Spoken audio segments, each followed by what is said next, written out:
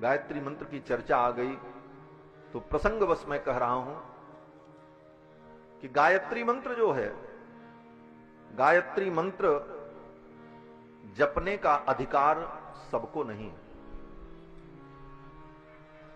गायत्री मंत्र केवल पुरुषों के लिए है, और पुरुषों में भी जिनका यज्ञोपवीत संस्कार होता है। ब्राह्मण का ही बालक हो, लेकिन अगर उसका यज्ञोपवीत जनेऊ नहीं हुआ है तो उसको गायत्री मंत्र जपने का अधिकार नहीं है। अब आजकल तो महाराज ब्राह्मणों के यहां भी ऐसी दशा है कि ब्याह होते जनेऊआ को उठाए खूंटी पे टांग देते, पहन भाई नहीं कर, तो उनको तो गायत्री मंत्र उच्चारण करने का भी अधिकार नहीं है। वो इतने बड़े पापी हैं जो लोग जनेऊ उतार करके रख देते हैं, उनके हाथ का छुआ तो पानी भी पीने लायक। उनको गायत्री मंत्र क्या किसी भी वैदिक कर्म को करने का अधिकार नहीं है मूलतः। तो कहने का तात्पर्य कि गायत्री मंत्र जपने का अधिकार केवल उन्हीं पुरुषों को है जो लोग यज्ञोपवीत धारण करते हैं। स्त्रियों का यज्ञोपवीत संस्कार नहीं होता है, क्योंकि स्त्रियों के लिए यज्ञोपवीत का विधान नहीं है, इसीलिए स्त्री को गायत्री मंत्र जपने का भी विधान नहीं है। अब यह अलग बात है कि आजकल कुछ नास्तिक संस्थाएं धर्म के नाम पर आडंबर का विस्तार करते हुए सबको गायत्री मंत्र जपा रही, तुम भी गायत्री जपो, तुम भी गायत्री जपो। कुछ नहीं होगा महाराज, उल्टा ही फल होगा। अधिकार के विपरीत कोई कार्य करने पर सफलता की प्राप्ति नहीं होती। भगवान ने जिसके लिए शास्त्र में जो विधान किया है, वो अपने अपने विधान के अनुकूल जब भगवान की भक्ति करेगा तभी उसको सफलता की प्राप्ति होगी। इसलिए नारी के लिए गायत्री मंत्र का विधान शास्त्र में नहीं है। धर्म की परिभाषा शास्त्र तय करता है, हमारी बुद्धि नहीं तय करती। लोग कहते हैं महाराज तब के समय में वो नियम था, अब नियम बदलो। बोले धर्म का जो नियम है ऋषि मुनियों ने सोच समझ करके सदा के लिए बनाया है। अगर इसी प्रकार परिवर्तन होता गया तो धर्म का जो वास्तविक स्वरूप है वो खत्म हो जाएगा, परिवर्तन ही होता रहेगा। कल की जो पुरानी बात है वो आज हम मानने को तैयार नहीं है, लेकिन आज जो हम सिद्धांत बनाएंगे अगली पीढ़ी उसे मानने को तैयार नहीं होगी। इस प्रकार धर्म तो रोज बदलता ही रहेगा। धर्म बाजारू वस्तु बन जाएगा जिसका कोई निश्चित रूप नहीं रहेगा। इसलिए धर्म का जो शाश्वत सिद्धांत है उस सिद्धांत को मान करके उसी का अनुकरण करना चाहिए। तो बंधुओं, गायत्री मंत्र सबके लिए नहीं है। गायत्री मंत्र केवल उन्हीं पुरुषों के लिए है जो यज्ञोपवीत धारण करते हैं। तो महर्षि ने विचार किया कि गायत्री मंत्र सब नहीं पढ़ सकते, लेकिन गायत्री मंत्र का जो रहस्य है वो तो सब जान सकते हैं। इसीलिए गायत्री मंत्र के रहस्य को प्रकट करने के लिए महर्षि वाल्मीकि ने 24,000 श्लोकों में वाल्मीकि रामायण की रचना की। ये गायत्री मंत्र का ही रहस्य है। इसको सब पढ़ सकता है, इसके लिए सबको छूट दी गई है। पठन द्विजो वाग वृषभत्वमीयात् स्यात् क्षत्रियो भूमिपतित्वमीयात्। चाहे ब्राह्मण हो, चाहे क्षत्रिय हो, वैश्य हो, शूद्र हो, किसी भी वर्ण का व्यक्ति हो, कोई भी हो, वो वाल्मीकि रामायण को पढ़े और इसके द्वारा तत्व का बोध प्राप्त करे। अब गायत्री मंत्र के देवता कौन है? बोले गायत्री मंत्र के विषय में आजकल लोगों ने खूब भ्रम फैलाया है, खूब भ्रम फैलाया महाराज। गायत्री नाम की एक देवी की लोगों ने ऐसी कल्पना कर ली और प्रचार किया, बस गायत्री मंत्र की यही देवी है, और उसकी फोटो और मूर्ति सब बना बना करके पूजा शुरू हो गई। ये तो देश इतना विलक्षण है, यहां तो किसको भगवान बना दें कोई ठिकाना नहीं। साईं जैसे व्यक्ति को इस देश में लोगों ने भगवान बना दिया, क्या करोगे? अंधी श्रद्धा, ऐसी स्थिति, कुछ भी हो सकता है, लेकिन सत्य तो सत्य है। तो बंधुओं, गायत्री मंत्र में जिस देवता का वर्णन है वो देवता कौन है? बोले सूर्य भगवान है। गायत्री मंत्र में किसी देवी का नाम ही नहीं है। पूरा गायत्री मंत्र आप पढ़ लो, संक्षेप में मैं उसका अर्थ ही बता दे रहा हूं। गायत्री मंत्र में क्या है? बोले तत्सवितुर्वरेण्यम। तत्सवितु, उस सविता देवता का, सवितु माने सविता, सूर्य भगवान। तत्सवितु वरेण्यम, जो वर्ण करने के योग्य है। भर्गो, जो तेज संपन्न है। देवस्य, उस देवता का, देवी नहीं आया, क्या आया, देवस्य, उस देवता का धीमहि हम उसका ध्यान करते हैं। क्यों ध्यान करते हैं? बोले धियो, धी यो, ये दो अक्षर अलग अलग है।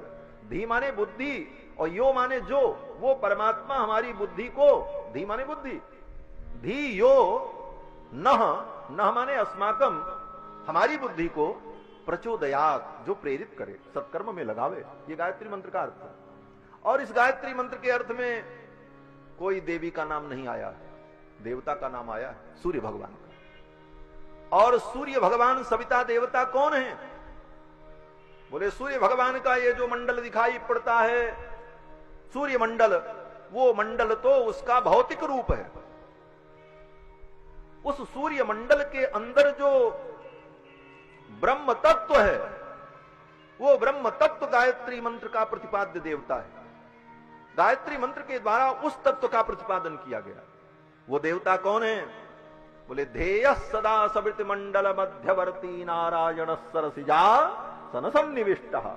ध्येय सदा सवृत मंडल मध्यवर्ती, सविता भगवान सूर्य का जो मंडल है, सूर्य मंडल, उस मंडल के मध्य में जो भगवान नारायण विराजमान है, उन भगवान नारायण का मंत्र गायत्री मंत्र है। ध्येय सदा सवृत मंडल मध्यवर्ती नारायण सरसिजासन सन्निविष्ट। केऊर हवार मकर कुंडलवान किरीटी, हारी हिरण्यमय बपुर धृत शंख चक्र। शंख चक्र गदा पद्म धारण किए हुए भगवान पर ब्रह्म परमात्मा नारायण, जो सूर्य मंडल के अंतर्यामी देवता हैं, उनका स्तवन किया गया है, उनकी स्तुति की गई है गायत्री मंत्र। तो गायत्री मंत्र के प्रतिपाद्य देवता भगवान सूर्य के अंदर जो नारायण हैं, उन नारायण का ध्यान है। और वही नारायण राम के रूप में प्रकट हुए सूर्य वंश में। भगवान नारायण, भगवान विष्णु ही राम के रूप में प्रकट हुए। इसीलिए गायत्री मंत्र के एक एक अक्षर की व्याख्या के रूप में महर्षि वाल्मीकि ने 24,000 श्लोकों में उस तत्व की, परम तत्व की व्याख्या की। कल के प्रसंग में आप सभी लोगों ने श्रवण किया कि भगवान 4 रूपों में प्रकट हुए। कृत्वात्मानम चतुर्विधम, एक ही परमात्मा 4 रूपों में प्रकट हुए। ये अयोध्या की भूमि का सौभाग्य है। मथुरा में तो भगवान एक रूप में प्रकट हुए, कृष्ण रूप में, लेकिन अयोध्या की भूमि ऐसी पावन भूमि कि यहां भगवान 4 रूपों में प्रकट हुए। महर्षि वाल्मीकि कहते हैं कृत्वात्मानम चतुर्विधम, आत्मानम माने अपने आप को, चतुर्विधम कृत्वा, 4 रूपों में भगवान ने प्रकट किया। राम लक्ष्मण भरत शत्रुघ्न चारों परमात्मा के ही अंश हैं, परमात्मा ही है। श्रीमन नारायण, मेरे संज्ञान में जो वीडियो आया है स्वामी श्री राघवाचार्य जी महाराज का, इस पर जो मैं अभी वक्तव्य देने जा रहा हूं, उसका कुछ कारण यह है कि मंदसौर के खानपुरा में स्थित श्री रामानुज कोट में अभी हमारी कथा हुई श्री विष्णु पुराण पर, और उसमें जो प्रश्नोत्तरी सत्र था, उसमें बहुत से लोगों ने गायत्री परक बहुत से प्रश्न भी पूछे हैं। जैसे गायत्री मंत्र का अधिकार कौन से व्यक्तियों को प्राप्त है, और गायत्री मंत्र का स्त्रियों के संदर्भ में क्या विधान है, ये सब जो प्रश्न है वो पूछे गए मुझसे, और जो शास्त्रीय प्रमाण हमारे पास उपलब्ध है वेदोक्त मर्यादा के अनुसार हमने समाधान भी दिया। इसी के संदर्भ में मेरे सोशल मीडिया पर फेसबुक में संभवतः एक महानुभाव ने, जो रामभद्राचार्य के पक्षधर थे, कुछ काल पूर्व, करीब 8-10 दिन पूर्व उन्होंने, या यूट्यूब पर कहीं उन्होंने कमेंट किया था कि आप केवल रामभद्राचार्य का विरोध करते हैं, विद्याभास्कर स्वामी का विरोध नहीं करते, राघवाचार्य जी महाराज का विरोध नहीं करते। तो मैंने कहा कि मैं चेहरा देखकर तो विरोध करता नहीं हूं कि हाँ इसका चेहरा अच्छा लगा तो समर्थन कर दो, इसका बुरा लगा तो विरोध कर दो। मेरा जो समर्थन और विरोध है वह शास्त्रीय प्रमाणों के आधार पर सैद्धांतिक होता है, वैयक्तिक नहीं होता है। तो स्वामी विद्याभास्कर जी महाराज ने या स्वामी राघवाचार्य जी महाराज ने कोई अशास्त्रीय वक्तव्य दिया हो तो आप हमें बताएं, तब हम उसका विरोध करेंगे ना, उस बिंदु का या उस वक्तव्य का। तो स्वामी विद्याभास्कर जी महाराज का तो कोई नहीं दिए, लेकिन एक कोई दुबे जी थे, मुझे नाम उनका अच्छा से याद नहीं आ रहा, कोई दुबे जी थे, उन्होंने विद्याभास्कर स्वामी जी का, क्षमा करें, राघवाचार्य जी महाराज का एक गायत्री परक जो उन्होंने वक्तव्य दिया है कहीं पर कि गायत्री मंत्र में स्त्रियां अधिकृत नहीं है, उस प्रकार से उन्होंने जो बताया वो मुझे भेजा। तो मैंने कहा इसमें कौन सा अंश आपत्तिजनक है, तो उन्होंने बताया इतने मिनट से सुनिए। तो मैंने सुना, तो उसमें जो अंश उन्होंने कहा कि गायत्री कोई देवी नहीं, इस टाइप से जो इस प्रकार की जो साईं बाबा वाली जो बात उन्होंने कही, साईं बाबा के समान लोग किसी को भी भगवान बना देते हैं, मूर्ति बनाकर पूजा करने लगते हैं, मंदिर बनाने लगते हैं।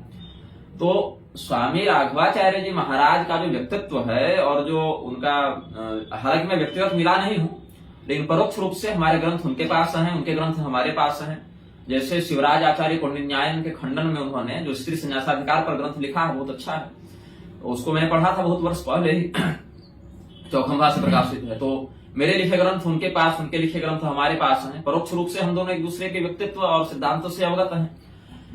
तो राघवाचार्य जी महाराज ने वहां पर अगर गायत्री परिवार का स्पष्ट नाम लिया होता तो ये भ्रम की स्थिति उत्पन्न नहीं होती। जैसे दुबे जी ने कहा कि इन्होंने गायत्री को देवी माना ही नहीं, लेकिन देवी भागवत में कहता है कि गायत्री से दीक्षित होने के कारण सभी ब्राह्मण स्वभावतः शाक्त ही हैं। और साईं बाबा से भी उन्होंने तुलना कर दी कि साईं बाबा के समान जैसे लोग किसी को भी भगवान बना देते हैं, किसी की भी प्रतिमा बनाकर, मंदिर बनाकर अर्चन करने लगते हैं। तो मैंने जो पूरा उनका व्याख्यान सुना है, राघवाचार्य जी महाराज का इससे पूर्व कोई भी ऐसा वक्तव्य मेरे संज्ञान में नहीं है कि उन्होंने कोई असांप्रदायिक बात या कोई शास्त्र विरुद्ध बात कह दी हो। उनके वक्तव्यों में शास्त्र निष्ठा असंदिग्ध रूप से मैंने अभी तक देखी है। इस वक्तव्य में भी वो जो कहना चाह रहे हैं, वो गायत्री परिवार जो अभी जगह जगह हर जिला में जो शक्तिपीठ के नाम से वो बैठा दी है और गायत्री भगवती की जो प्रतिमा का उन्होंने कर दिया है, और उसमें जो प्रतिष्ठा कर रहे हैं वो भी अशास्त्रीय है, जो उसके अर्चक हैं वो भी अशास्त्रीय हैं, और चातुर्वर्ण व्यवस्था का वो जो शास्त्रीय प्रारूप है उसका विखंडन करके सबको वेदाधिकार प्रदान करने का जो नाटक कर रहे हैं, और सबके गायत्री जपवाओ, सबके गायत्री हवन करवाओ, सबके गायत्री अर्चन करवाओ, ये जो है इस पर वो कह रहे हैं कि जैसे साईं के लिए लोग निकाल दिए तो गायत्री को भी ब्रांड बनाकर कर रहे हैं। लेकिन यही कि गायत्री परिवार का थोड़ा नाम ले लिए होते, जैसे मुझसे जिसने प्रश्न किया उसने गायत्री परिवार का स्पष्ट नाम लेकर पूछा, हमने भी मंच से नाम लेकर ही कहा। तो लोग नाम लेने से बचते हैं, अनावश्यक विवाद से बचने के लिए भी जो मुख्य बात है वो कह देते हैं बड़े महात्मा जन, और मैं तो बदनाम ही हूं नाम लेकर बोलने के लिए। कई बार तो ऐसा हुआ कि कुछ अच्छे कथावाचक, प्रसिद्ध कथावाचक, लाखों करोड़ों वाले कथावाचक भी मेरे पास आए और कमरे में भी बात कर रहे हैं, तो उन्होंने कहा कि कुछ संस्थाएं वेद के एक भाग को मानते हैं, दूसरे को नहीं मानते। तो हमने कहा बोलिए ना आर्य समाज, तो हाँ महाराज जी आर्य समाज, हम लोग तो नाम तो नहीं लेते। हमने कमरे में बैठकर भी आप नाम नहीं ले रहे हैं, तो अब तो नाम लेना पड़ेगा, क्योंकि आप नाम नहीं लेंगे तो ये संस्थाएं टारगेट पर नहीं आएंगे, और टारगेट पर नहीं आएंगी तो इनके कुकर्म सामने आएंगे नहीं, तो लोगों के मन में जो भ्रम व्याप्त हो गया है वो टूटेगा नहीं। तो इस पर भी कुछ लोगों ने कहा, जैसे महाविष्णु वाले शब्द पर स्वामी राजनारायणाचार्य जी के वचन के आलोक में जो हमने वीडियो वक्तव्य जारी किया था महाविष्णु तत्व की मीमांसा में, उसमें भी लोग कह दिए कि ये राजनारायणाचार्य जी का विरोध कर रहे हैं, जबकि ऐसा तो कुछ था नहीं।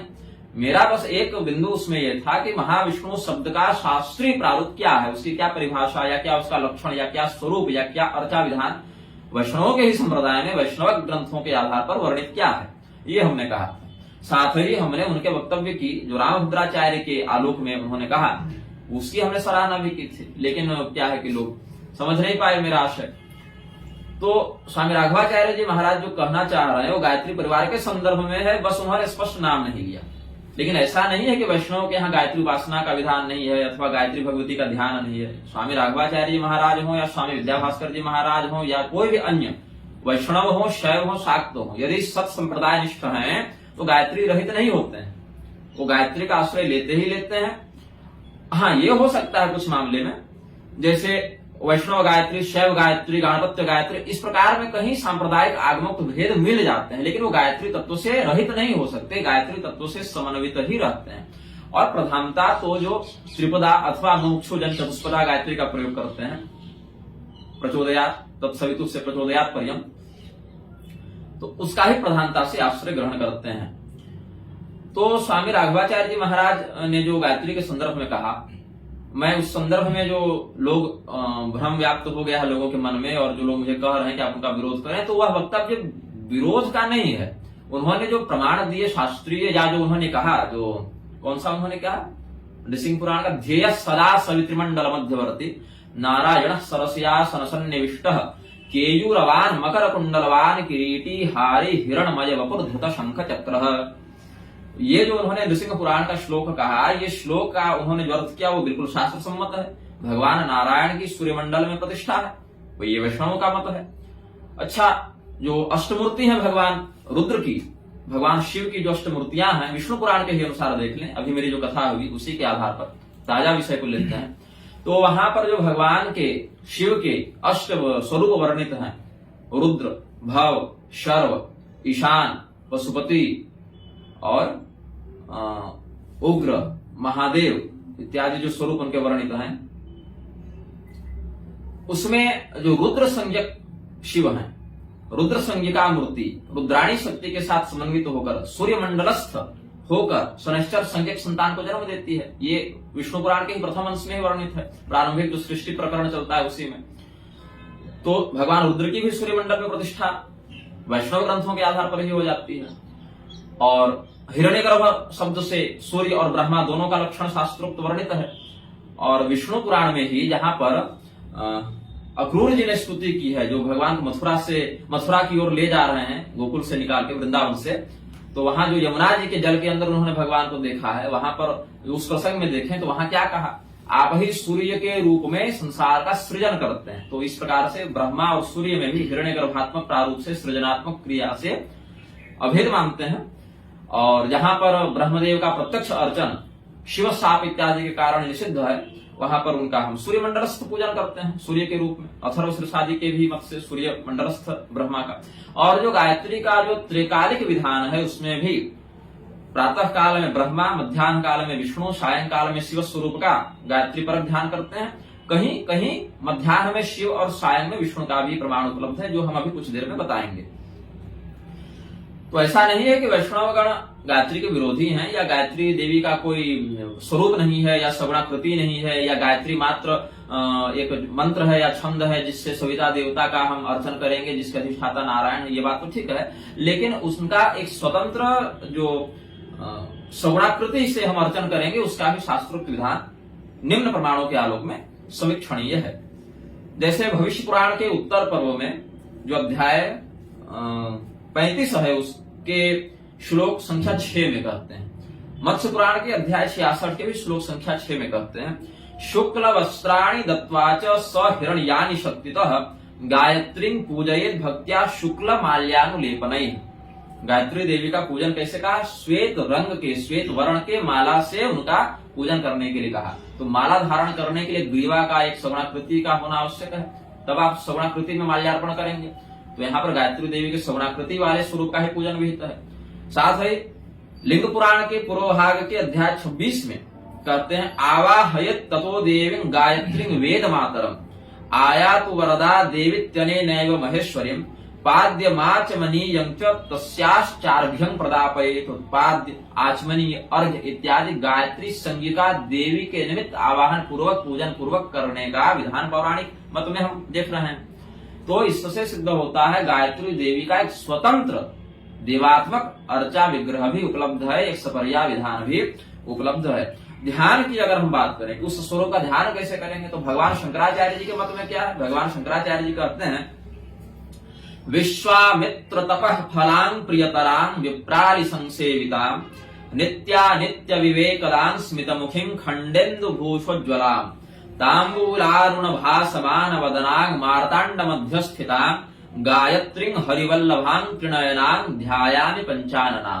यहाँ भगवती गायत्री के पंचमुखी स्वरूप का वर्णन है। और ये पंचमुखी स्वरूप का जो चित्र है वो गीता प्रेस के नित्यकर्म पूजा प्रकाश इत्यादि में भी दिया है ना, या देवी भागवत के सत्यंक इत्यादि में भी दिया है। हाँ, तो भगवान शंकराचार्य जी ने गायत्री देवी के पंचानन प्रारूप का ध्यान जो उन्होंने गायत्रोष्टक लिखा है उसमें किया है। मैं तो एक श्लोक एक उदाहरण के लिए दिया हूं, और भी आगे इस अष्टक में बहुत से ध्यान के उनके वर्णित हैं।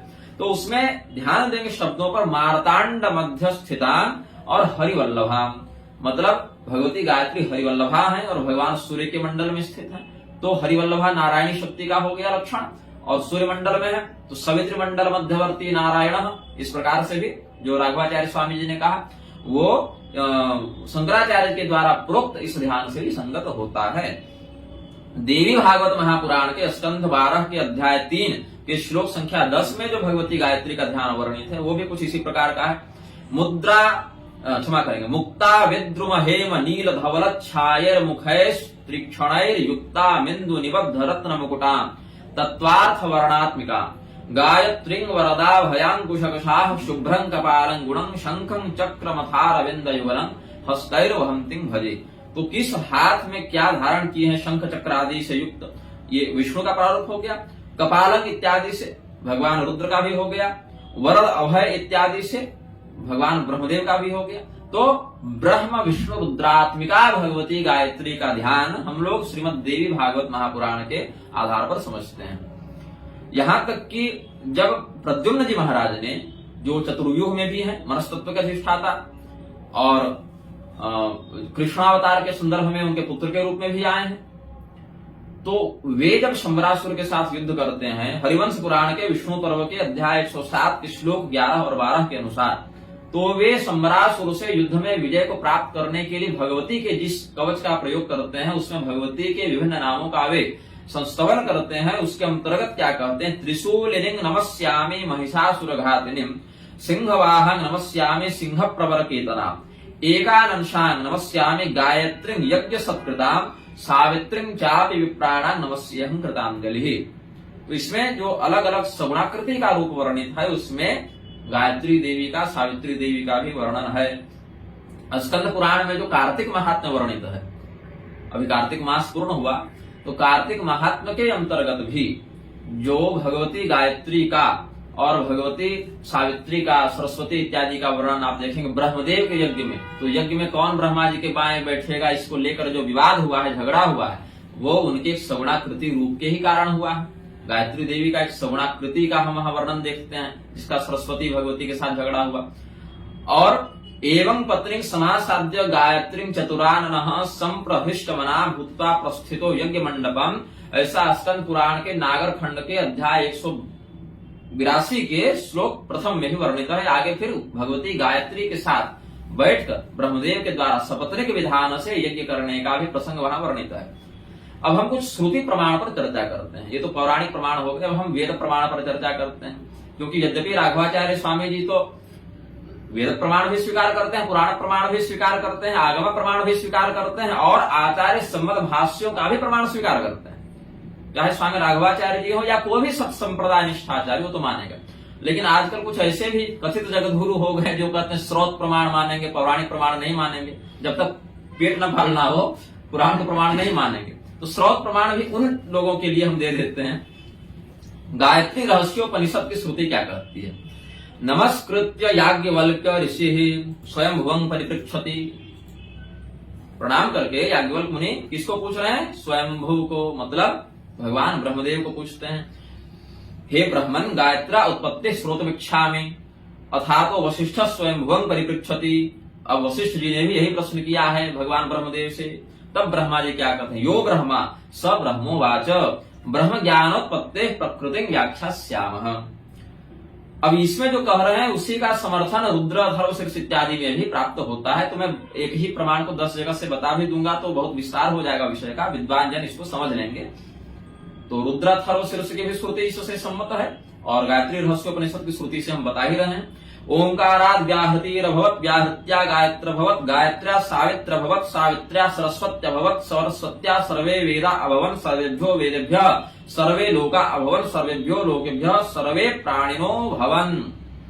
अब जो इन्होंने गायत्री मंत्र का अर्थ बताया, तत् सवितु इत्यादि पदों का पदच्छेद कर करके इन्होंने जो अर्थ बताया, इस पर कुछ लोगों की आपत्ति यह भी आई है कि गायत्री मंत्र का ऐसा व्याख्यान उचित नहीं है, क्योंकि रामभद्राचार्य जी भी गायत्री पर इस प्रकार व्याख्यान कर चुके हैं। उन्होंने तो स्पष्ट सब कुछ खोल के ही बोल दिया, पूरे मंत्र का उन्होंने सस्वर उच्चारण ही कर दिया।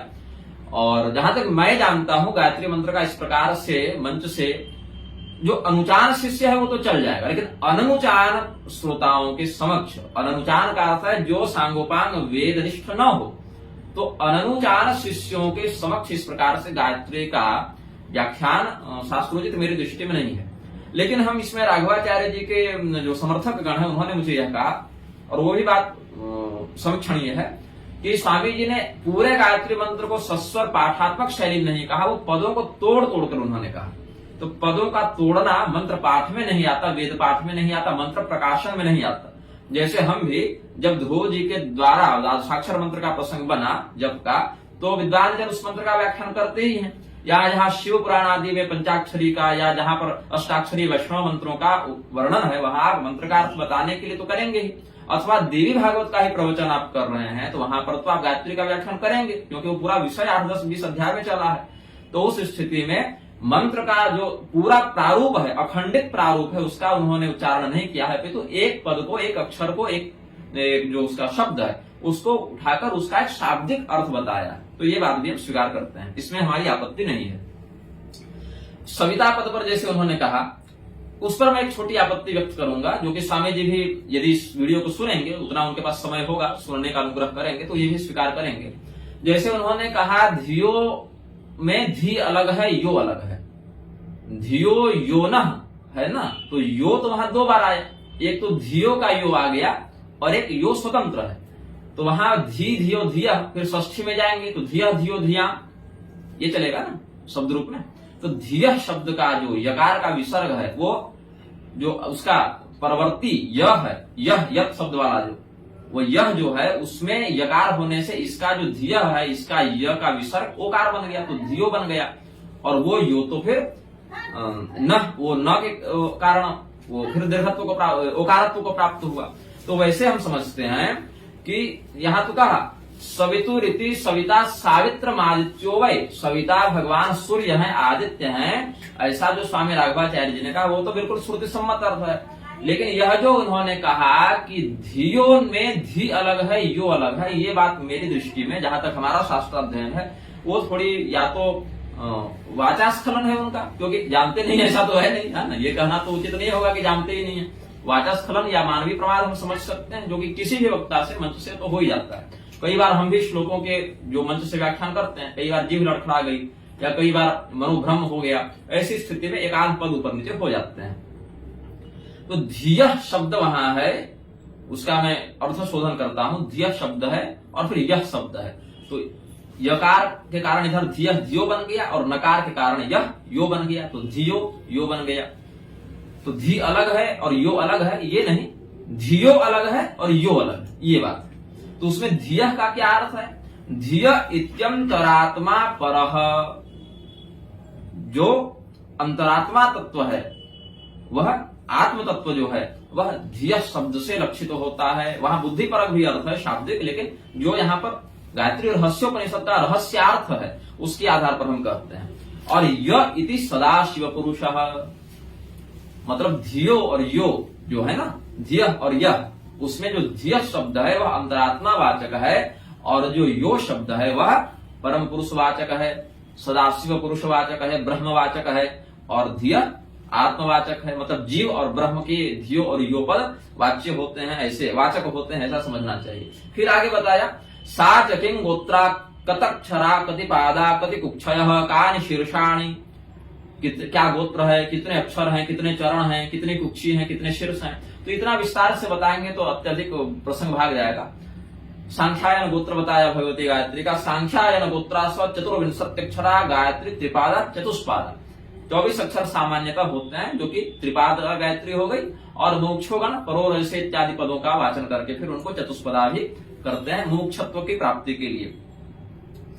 इसमें अब देखिए भगवान ब्रह्मा, भगवान नारायण और भगवान रुद्र परक जो इनका वर्णन है, पूर्वा संध्या हंस वाहिनी ब्राह्मी, मध्यमा वृषभ वाहिनी माहेश्वरी, पश्चिमा गरुड़ वाहिनी वैष्णवी। यहाँ पर देखिए पौराणिक मत से कुछ टकरार होगी कि पूर्व काल में मतलब प्रातः काल में वह हंस वाहिनी ब्रह्माणी के रूप में रहती है, मध्याह्न काल में वृषभ वाहिनी माहेश्वरी के रूप में रहती है, और पश्चिमा संध्या में सायंकालीन स्थिति में गरुड़ वाहिनी वैष्णवी होती हैं। पूर्वाह्न कालिका संध्या गायत्री कुमारी रक्ता रक्तांगी रक्तवासिनी रक्त गंध माल्यानुलेपनी पाशांकुशाक्षमाला कमंडलुवर हस्ता हंसारूढ़ा ब्रह्म देवत्या ऋग्वेद सहिता आदित्य पथगामिनी भूमंडलवासिनी। और मध्याह्न में क्या कहा? मध्याह्न कालिका संध्या सावित्री युवती श्वेतांगी श्वेतवासिनी श्वेत गंध माल्यानुलेपनी त्रिशूल डमरुहस्ता वृषभारूढ़ा रुद्रदेवत्या यजुर्वेद सहिता आदित्य पथगामिनी भूलोके व्यवस्थिता। और शाम को क्या कहा? सायं संध्या सरस्वती वृद्धा कृष्णांगी कृष्णवासिनी कृष्ण गंध माल्यानुलेपना शंख चक्र गदा भयहस्ता गरुड़ारूढ़ा विष्णु दैवत्या सामवेद सहिता आदित्य पथगामिनी स्वर्गलोक व्यवस्थिता। तो भूर्भुवः स्वः प्रातः मध्याह्न सायं ब्रह्मा, शिव और विष्णु पर ध्यान यहाँ गायत्री रहस्योपनिषद के आधार पर कहा। और देवी भागवत में जो है उसमें जहां पर गौतम मुनि उनका ध्यान कर रहे हैं, जो अकाल की स्थिति में जो ब्राह्मणों का वो संरक्षण करते हैं, तो अक्षय पात्र भगवती गायत्री देती हैं। तो गायत्री देवी का उन्होंने संस्तवन किया और भगवती गायत्री ने प्रत्यक्ष दर्शन दिया। मतलब गायत्री संज्ञिका एक स्वतंत्र देवी का भी तो वर्णन है, तब वो उस रूप में आई और प्रत्यक्ष दर्शन दिया। तो उन्होंने कहा प्रातर बालांग रक्त वर्णांग मध्याह्ने युवतिंग परांग सायाह्ने कृष्ण वर्णांग तांग वृद्धांग नित्यं नमाम्याम। जो अभी गायत्री रहस्योपनिषद का स्वरूप है वही गौतम मुनि भी प्रार्थित कर रहे हैं। सर्वभूतारणे देवी क्षमस्व परमेश्वरी इति स्तुता जगन माता प्रत्यक्षं दर्शनं ददौ। जब गौतम मुनि ने भगवती गायत्री की स्तुति की है तो भगवती ने उन्हें प्रत्यक्ष दर्शन दिया, गायत्री के रूप में दिया। उवाच मुनिमंबासा यं यं कामं त्वमिच्छसि, या क्या पूर्ण पात्रं ददौ तस्मै येन स्यात् सर्वपोषणं। फिर पूर्ण पात्र दिया कि प्रजाजनों का तुम अन्न विषयक जो क्लेश है उसको दूर करो। तस्य पूर्तिकरं पात्रं मया दत्ता भविष्यति इत्युक्त्वान्तर्दधे देवी गायत्री परमा कला। तो गायत्री देवी का प्रत्यक्ष दर्शन भी जो ध्यानोक्त विधान है उससे गौतम मुनि ने प्राप्त किया, ऐसा शास्त्र प्रमाण उपलब्ध है। और गायत्री और सावित्री के मध्य ब्रह्मदेव के यज्ञ में जो विवाद हुआ है उसमें भी दोनों का स्वतंत्र एक अलग अलग, हालांकि गायत्री और सावित्री तत्वतः भी एक ही हो जाएंगे, क्योंकि देवी पुराण इत्यादि में सावित्री, सरस्वती और गायत्री तीनों में अभेद ही बताया। लेकिन एक बाह्य विग्रह से हम समझ लेते हैं कि एक भेद भी है इनमें, स्वरूपाकृति के आधार पर, लीलाकृति के आधार पर। स्कंद पुराण प्रभास खंड के प्रभास क्षेत्र महात्म अध्याय 165 श्लोक प्रथम से चौथे तक देखें। ततो गच्छेन महादेवीं सावित्रीं लोकमातरं महापाप प्रशमनिं सोमेशादि सती स्थितां संयतात्मा नरः पश्येत् तत्र तां यतात्मवान् ब्रह्मणा यशुकामेन सावित्री सहधर्मिणी कृता तां बलतो ज्ञात्वा गायत्रीं कोपमाविशत् ततः संत्यज्य सा देवी ब्रह्मांडं कमलोद्भवं सपत्नी रोष संतप्ता प्रभासं क्षेत्रमाश्रिता। तो इस प्रकार से गायत्री सावित्री के मध्य जो यज्ञ में कौन बैठेंगे ब्रह्मदेव की पत्नी के रूप में, इसका जो विवाद हुआ सपत्नी दोष के कारण ईर्ष्यावश जो विवाद हुआ उसमें दोनों का स्वतंत्र विग्रह भी वर्णित है। अब कुछ लोग कहते हैं हम देवी भागवत को पुराण मानते ही नहीं। कुछ ऐसे कथित वैष्णव भी आए थे जो पुराण के संदर्भ में केवल श्रीमद् भागवत मानते हैं, देवी भागवत को नहीं। लेकिन आप अन्य पुराणों में लक्षण देखें, जैसे स्कंद पुराण के ही प्रभास खंड के प्रभास क्षेत्र महात्म में अध्याय दूसरे को देखें। यत्राधिकृत्य गायत्रीं वर्णते धर्म विस्तरः वृत्रासुरवधोपेतं तद भागवतमुच्यते सारस्वतस्य कल्पस्य मध्ये ये स्युर्नरामराः तद वृत्तान्तोद्भवं पुण्यं पुण्योद्वाह समन्वितम्। तो सारस्वत कल्प के कथानक का आश्रय लेकर जो भागवत बना, जिसमें यत्राधिकृत्य गायत्री वर्णते धर्म विस्तरः, गायत्री का अधिग्रहण करके धर्म का प्रवर्तन बताया गया, धर्म का व्याख्यान किया गया। तो देवी भागवत ने सबसे पहले भी गायत्री का किया और गायत्री परक तो एक अलग से उसमें संभाग है अंतिम में, और वृत्रासुर का वध उसमें वर्णित है। तो सारस्वत कल्प के उस वृत्तांत के आधार पर देवी भागवत को भी भागवत हम कहते हैं शाक्त परंपरा में। और राधा तंत्र के अष्टादश पटल के आधार पर, पद्मिनी तंत्र राधा तंत्र के आधार पर कहते हैं कि जहां राधा जी का चरित्र वर्णित हो वह भागवत है। तो देवी भागवत में राधा जी का चरित्र भी विस्तार से वर्णित है। साथ ही उसी स्कंद पुराण में, जिसमें प्रभास खंड में ये सारस्वत कल्प की कथानक से आश्रित भागवत को बताया, उसी स्कंद पुराण के मानस खंड में देवी भागवत नामोच्चारण पूर्वक अलग से महात्म्य भी है। और उसी स्कंद पुराण के वैष्णव खंड में भगवान विष्णु संबंधी जो श्रीमद् भागवत है उसका भी महात्म्य 4 अध्यायों वाला जो है उसमें वर्णित है। तो स्कंद पुराण में श्रीमद् भागवत को ही भागवत के रूप में मान्यता देकर उसका महत्व वर्णित किया गया, और देवी भागवत को भी भागवत के रूप में मान्यता देकर उसका भी महात्म्य वर्णित किया गया, वैष्णव खंड में और मानस खंड में उसी स्कंद पुराण के। अच्छा, इस मत से अग्नि पुराण के अध्याय 272 भी समर्थित हो रहे हैं, मत्स्य पुराण के अध्याय 53 से भी समर्थन मिल रहा है। यत्राधिकृत्य गायत्रीं कीर्त्यते धर्म विस्तरः वृत्रासुरवधोपेतं तद भागवतमुच्यते सारस्वतस्य कल्पस्य प्रोष्ठ पद्यं तु तदेत 18 सहस्राणि हेम सिंह समन्वितम्। अग्नि पुराण से मत्स्य पुराण कहते हैं यत्राधिकृत्य गायत्रीं वर्णते धर्म विस्तरः वृत्रासुरवधोपेतं तद भागवतमुच्यते सारस्वतस्य कल्पस्य मध्ये येष्युर्नरोत्तमाः तद वृत्तान्तोद्भवं लोके तद भागवतमुच्यते। और भगवत्याश्च दुर्गायाः चरित्रम यत्र वर्तते तत्तु भागवतम प्रोक्तं न तो देवी पुराणकम, यह भी वचन उपलब्ध होता है। तो कहने का अर्थ है जैसे एक ही यजुर्वेद सौर और ब्राह्म परंपरा से शुक्ल और कृष्ण संज्ञक दो हो गए, शुक्ल यजुर्वेद और कृष्ण यजुर्वेद, लेकिन एक ही गिनेंगे।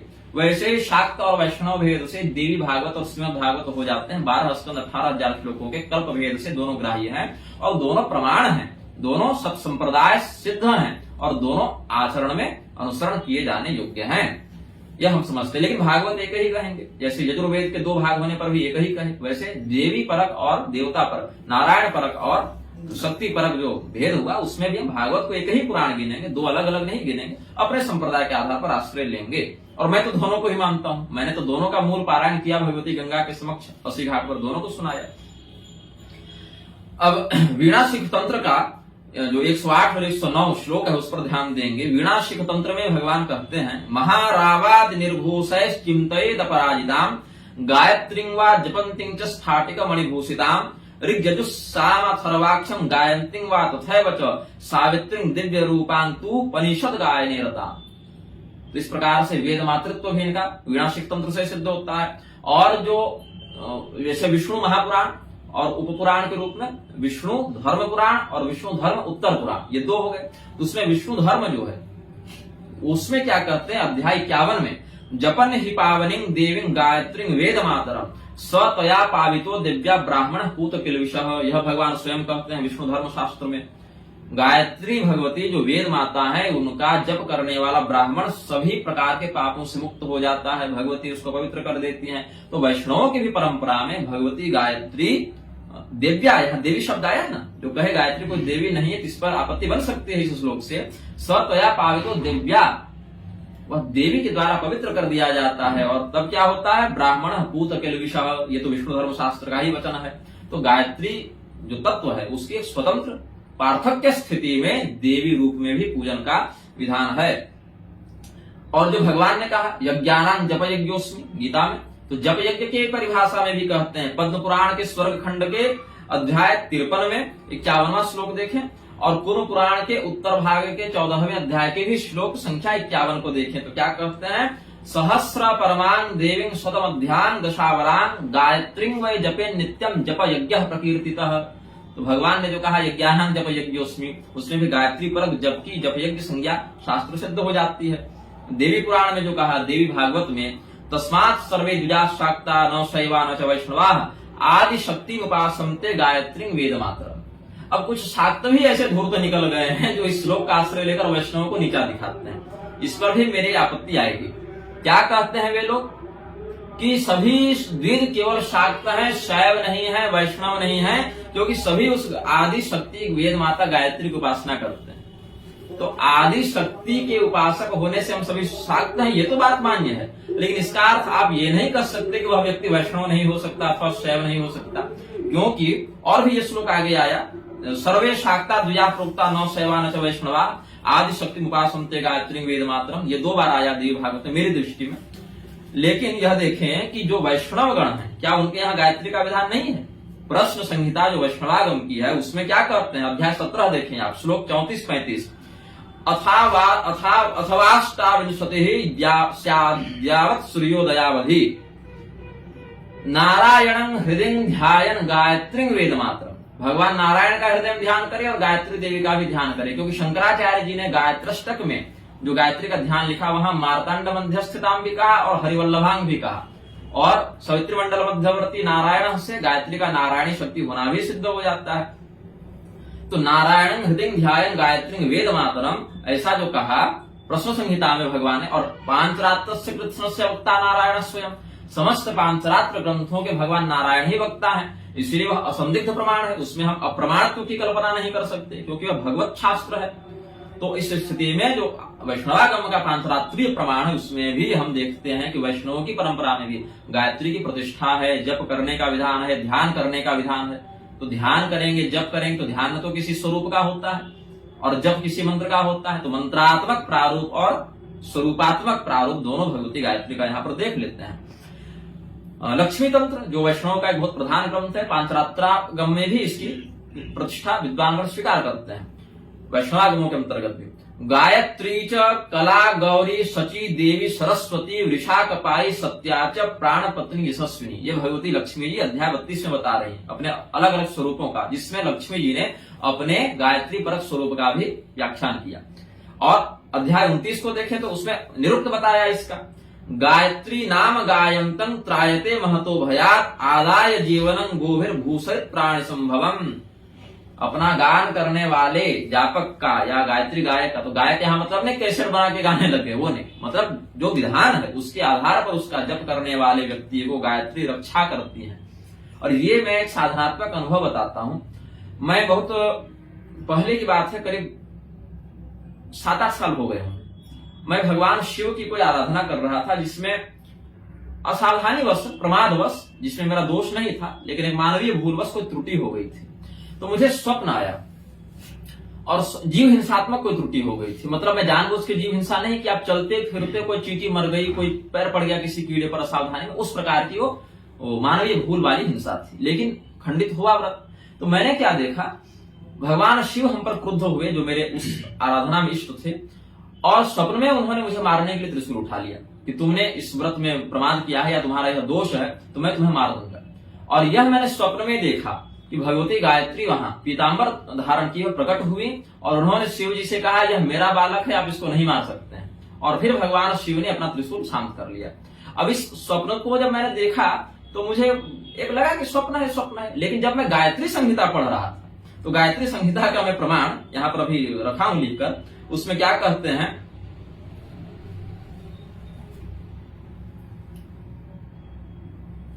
भगवती गायत्री की जो उपासना करते हैं ऐसे व्यक्ति कुर्वन्नपि त्रुटिर लोके बालको मातरं प्रति यथा भवति कश्चिन्न तस्या अप्रीति भाजना।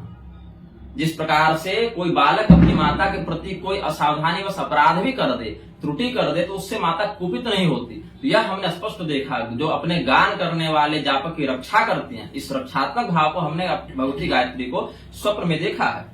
और यह क्या कहते हैं भगवती गायत्री के महत्व में, गायत्री संहिता में ही कहते हैं। अच्छा, जो आदि शक्ति की बात है कि आदि शक्ति की उपासना करने से सभी शाक्त हैं, न शैवा न च वैष्णवा, उसके आधार पर जो मूर्ख जन शैवों और वैष्णवों का विरोध करते हैं उनको भी मैं कहूंगा कि जिस आदि शक्ति की उपासना करते हो वह आदि शक्ति भी भगवान नारायण की ही तो है, वो क्या पृथक है?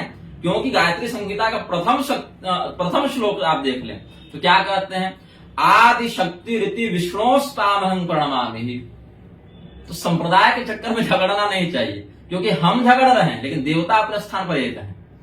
तो यदि कोई शाक्त देवी भागवत का श्लोक उठा के कहे कि नहीं वैष्णव सब गलत हैं या हम ही जो है सो केवल धर्मनिष्ठ हैं, ये भी गलत है।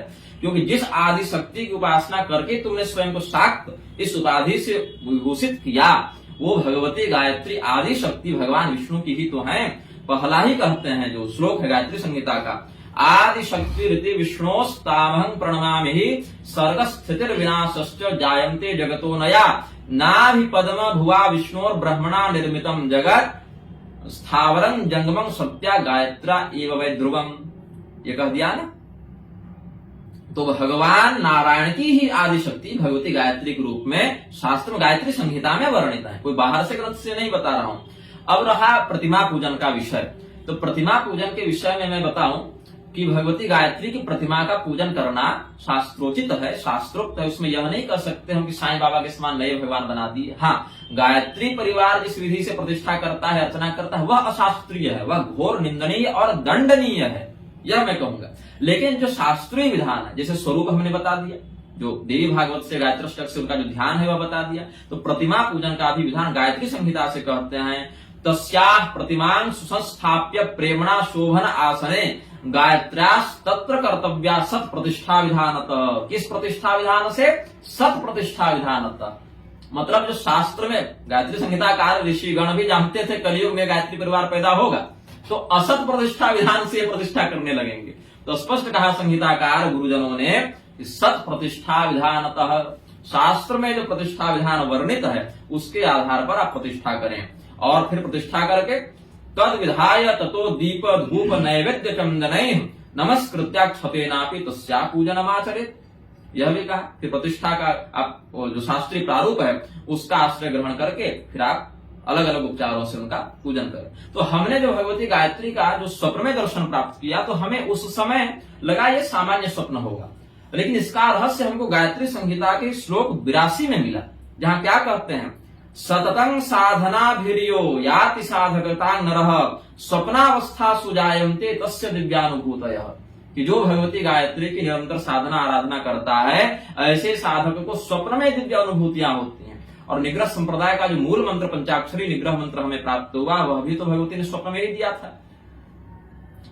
तो जो गायत्री संहिता का जो प्रमाण है, जो भगवती गायत्री ने हमें स्वप्न में दर्शन दिया, हमने संहिता तो बाद में पढ़ी, स्वप्न पहले ही मिला था, तो प्रमाण यहां मिला कि सततं साधकनाभिर्यो याति साधकतां नरः स्वप्नावस्था सुजायन्ते तस्य दिव्यानुभूतयः।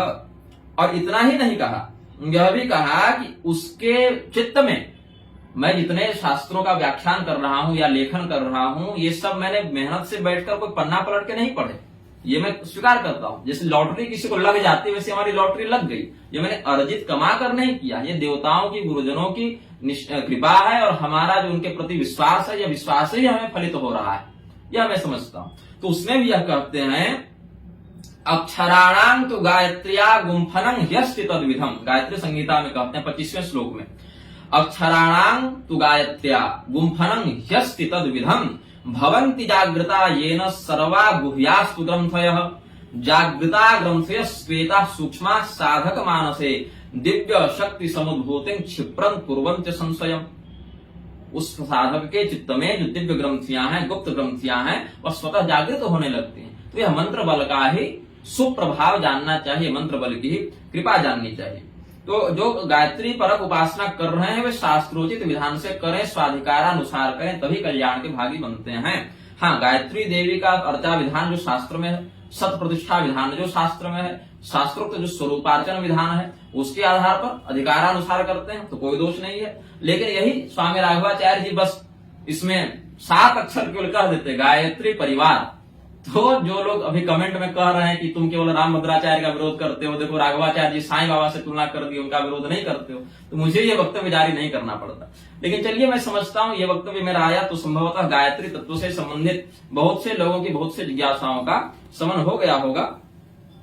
और अपने वक्तव्य को पूर्ण करने से पूर्व मैं यह बताना चाहता हूं कि अगस्त्य महर्षि ने जो शक्ति सूत्र का प्रणयन किया, उसके 3रे अध्याय में क्या कहते हैं, भगवती के 5 प्रारूप वर्णित है, 10, 11, 12, 13, 14 सूत्र बताए। गायत्र्या प्रतिज्ञा, सावित्र्या मननम, सरस्वत्या स्तवः, लक्ष्म्या पूजा, पार्वत्या परमार्थः। ऐसे शक्ति सूत्र के 3य अध्याय के 10 से लेकर 14 सूत्रों तक, उस पर हमने सृष्टि भाष्य का भी प्रणयन किया था, जिसमें लिखा, गायन्तं त्रायते यस्मात् गायत्री त्वन्ततः स्मृतेति स्मर्यते गायनात् गमनात् वापि गायत्री त्रिदशार्चितेति देवी पुराणे देवी निरुक्ताध्याये त्वया मोक्ष प्रतिज्ञा गृह्यते। तो मोक्ष स्वरूपिणी होने से गायत्री कहते हैं।